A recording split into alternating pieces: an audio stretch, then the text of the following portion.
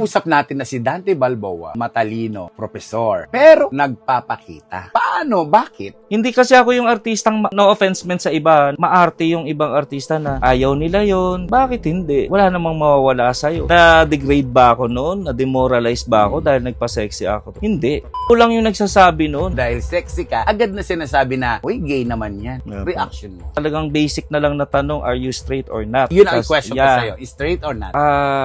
Kunwari may nakasubo na sa akin, pwede kong sabihin hindi na ako straight. Meron kaming tinatawag dati na bulong. Pag nadala kayo dun sa eksena, tuloy na lang sa labas. Nangyari ba yan? May nangyayaring ganun. Hanggang ngayon may mga estudyante kang babae na Yung ganyan, mag-message, sir, ganito. may pinatulan Nung din. kasalukuyan, eto sa'yo ko lang. Kumbaga yung buhay ko, sa totoo lang, hindi po sa pagyayabang. Parang times 4. Sa dami po nung nangyari sa buhay ko, karanasan ko, parang katumbas ng 4 na tao. Kung kaya mong mabuhay sa tundo, kaya mo ring mabuhay saan man sa mundo. Morley Alinio. Ito ang Tundo.